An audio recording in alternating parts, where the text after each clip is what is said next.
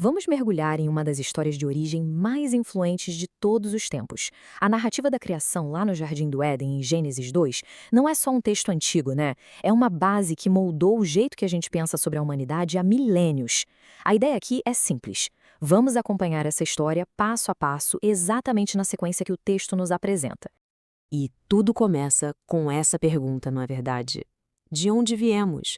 Como tudo começou para nós? É uma questão que todo mundo se faz. O relato de Gênesis dá uma resposta que ecoou por séculos, e é essa narrativa que a gente vai desvendar agora. Então, vamos lá? Para o início de tudo? Bom, o primeiro ato dessa história nos coloca num cenário bem curioso. O mundo está pronto, sabe? Acabou de ser criado, mas ao mesmo tempo ele está parado, inerte. Imagina um palco todo montado, cenário, luz, tudo perfeito, mas sem nenhum ator. É essa a sensação que o texto passa. Olha só o que a gente tem aqui. Um mundo em compasso de espera. Os céus e a terra, finalizados. O sétimo dia, o do descanso, já passou. Mas na prática, nada acontece. Nenhuma planta brotou porque, bom, não tinha quem cuidasse da terra e nem chuva para regar.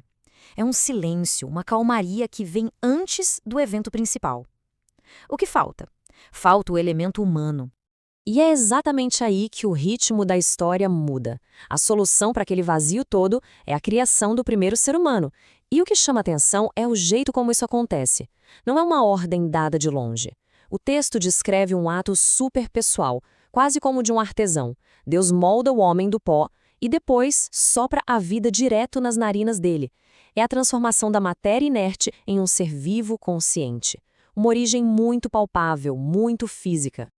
Ok, então agora temos o nosso personagem principal. Mas onde ele vai viver? O segundo ato nos apresenta o cenário, o famoso Jardim do Éden. Só que esse lugar não é só um pano de fundo, não. Ele vem com um propósito e, o mais importante, uma regra. A descrição do Éden é a de um santuário perfeito, um lugar plantado lá no leste, cheio de árvores que eram bonitas de se ver e ainda davam frutos bons para comer. É um ecossistema completo, sabe? Regado por um rio enorme que se dividia em 4, incluindo rios conhecidos como o Tigre e o Eufrates. É um ambiente projetado para a vida florescer. E bem ali, no centro desse paraíso, 2 árvores se destacavam. E essas 2 árvores são, na verdade, o coração de toda a história. De um lado, a árvore da vida. Do outro, a árvore do conhecimento do bem e do mal. Só a existência delas, uma do lado da outra, já cria um clima de tensão, de escolha. Não é só um paraíso, é um paraíso com uma encruzilhada bem no meio. Mas antes que essa escolha vire um problema, o homem recebe uma tarefa. Ele é colocado no jardim com uma missão clara: cultivar e cuidar do lugar. Isso é bem interessante, porque quebra aquela ideia de um paraíso de preguiça, né? É uma vida com propósito, com trabalho, com responsabilidade. O homem é o zelador do Éden. E junto com um propósito, vem a única regra. O ponto-chave da narrativa está todo aqui, nesse contraste. A permissão é gigantesca, liberdade total para comer de qualquer árvore. É um sim para quase tudo, mas tem um não. Um único limite, focado naquela árvore específica, a do conhecimento do bem e do mal. E o aviso que vem com a proibição é direto, reto, sem deixar margem para interpretação. A consequência de desobedecer é a morte. Ponto. É uma linha muito clara desenhada na areia. A liberdade é enorme, mas a responsabilidade é maior ainda, e o preço do erro é absoluto. As coisas não poderiam estar mais sérias. A cena está toda montada. O homem, o jardim, a regra.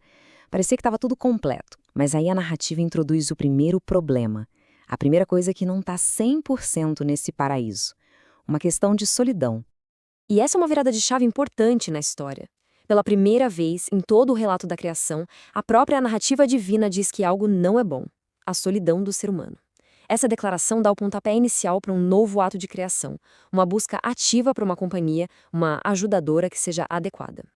E a busca por essa companhia começa de um jeito bem curioso.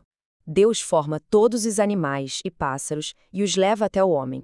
A tarefa do homem era dar nome a cada um deles, um ato que mostra discernimento e autoridade. Mas o resultado desse grande desfile de criaturas é irônico. Ao nomear todo mundo, o homem percebe que nenhum deles é como ele, nenhum é um parceiro de verdade. Então o exercício, em vez de resolver, acabou destacando ainda mais a solidão dele. Já que a busca entre os animais não deu em nada, a solução vem de um lugar bem mais inesperado e muito mais íntimo. A gente chega agora no clímax da história da criação da humanidade, a formação da mulher. E o método aqui é? Uau, diferente de tudo que a gente viu antes. Não é uma criação a partir do pó, nem uma ordem falada. O texto descreve quase uma cirurgia divina. O homem entra num sono profundo, uma de suas costelas é retirada, e a partir dessa costela a mulher é construída. Essa origem compartilhada cria um laço fundamental, único entre os dois, diferente de qualquer outra relação no jardim. A reação do homem ao acordar é de um alívio e uma alegria enormes. Até que, enfim, é uma epifania. Ele a reconhece na hora, não como mais uma criatura, mas como parte dele mesmo. A expressão poética osso dos meus ossos e carne da minha carne é a pura celebração de encontrar alguém igual, o fim da solidão.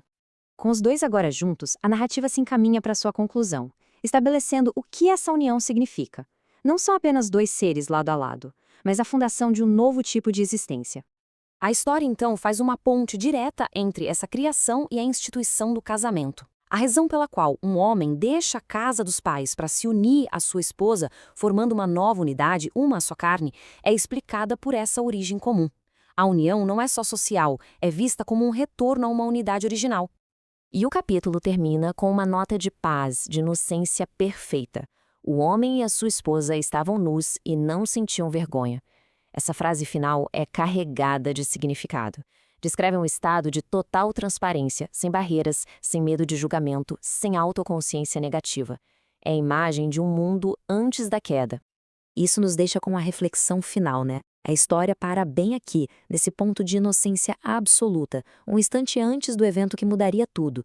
A pergunta que fica no ar é: o que realmente significava viver num estado sem vergonha? E o que a chegada da vergonha, logo no capítulo seguinte, revela sobre a experiência humana desde então. É o gancho perfeito para o resto da história.